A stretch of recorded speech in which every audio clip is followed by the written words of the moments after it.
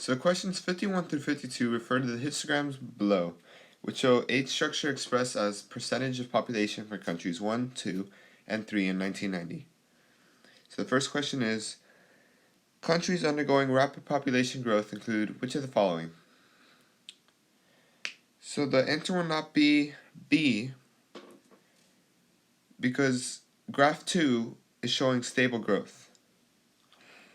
It wouldn't be 3 only, because that graph shows low birth rate and low growth. It wouldn't be 2 and 3, because 2 and 3 do not show rapid population growth.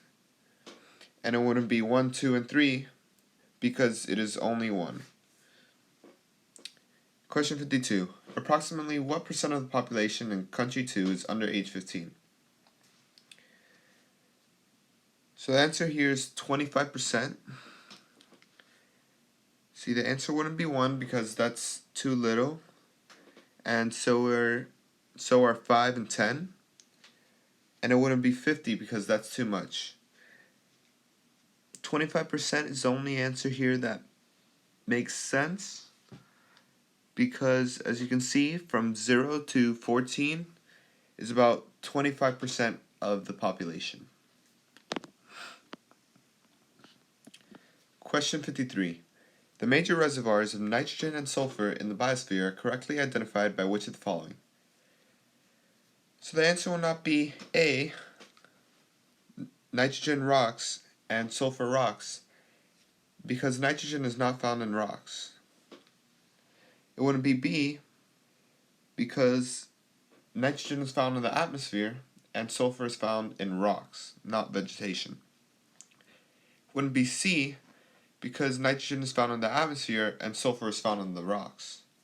So they actually inverted the options there. And it wouldn't be E, because sulfur is found in rocks, not in the atmosphere. So the only correct answer here would be D, nitrogen paired with atmosphere and sulfur is paired with rocks. Number 54. A sample of radioactive waste has a half-life of 10 years and an activity level of 2 curies. After how many years will the activity level of this sample be 0.25 curie?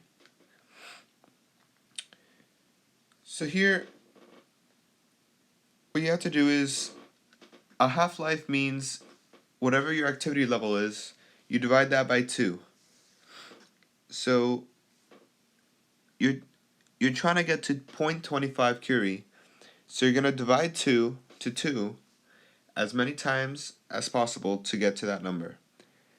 So here you have to divide by 2 3 times. And each time you divide, that's 10 years. So then that would add up 10 plus 10 plus 10. That would be 30 years.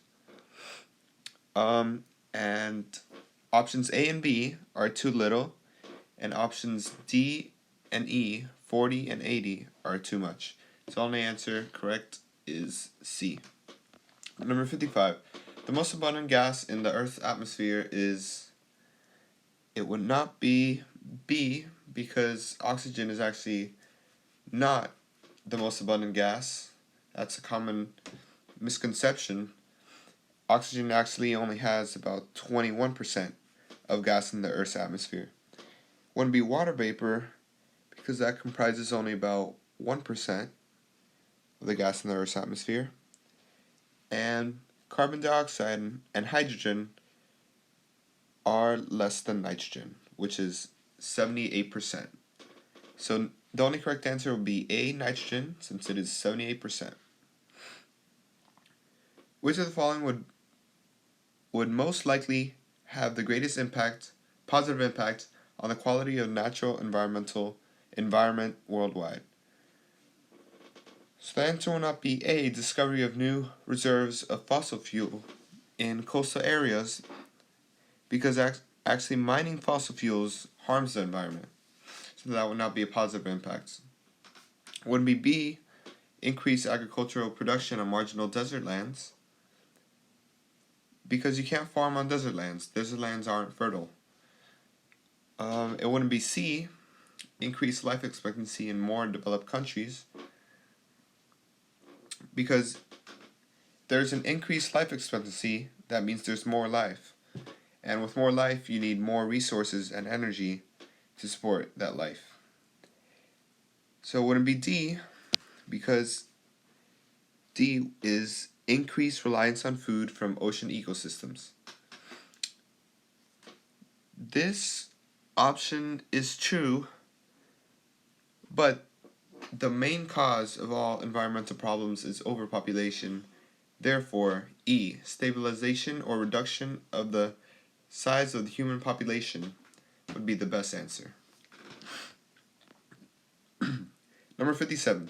The diagram above illustrates how the number of individuals in a population change with time as a result of external stresses and resource limitations. Which lettered portion of the curve most likely corresponds to the carrying capacity of the ecosystem? So the carrying capacity would be the dotted line that you see in the graph, and you have to look for the letter that's closest to that line. So the only option that would make sense here is E. Number 58. Living organisms must acquire energy from their environment. Examples of adaptations that help organisms acquire this energy include which of the following? Number 1. The dark, heat-absorbing coloration of the reptile. So the reptile absorbs heat, which is used for energy. So that would be true. Number 2. The fangs and claws of a lion. So these are adaptations which are used to kill prey easier. And by killing prey, lions receive energy. So that would be true. Number 3. The light coloration of a peppered moth. Actually, the coloration of a peppered moth would serve as camouflage, which its main function is to avoid being eaten. So that would not be an example of an adaptation to acquire energy. That would be an adaptation to avoid dying. So the only answer here that would be correct is C, 1 and 2 only. Number 59. All the following substances are derived from petroleum except asphalt.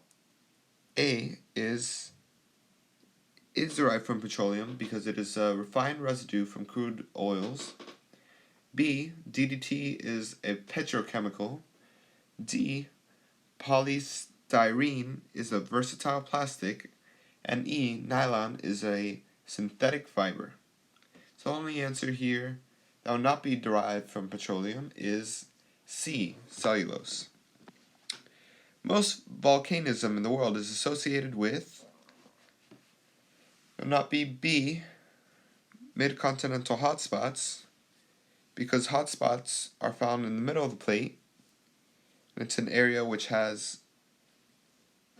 magma which protrudes from the crust. So it would not be B. It wouldn't be C, faulting, because faulting is associated with earthquakes. It wouldn't be D, aquifer depletion, because this depletes underground water and is not associated with volcanism. And it wouldn't be E, desertification, because desertification is the changing of a biome from a farmland or a forest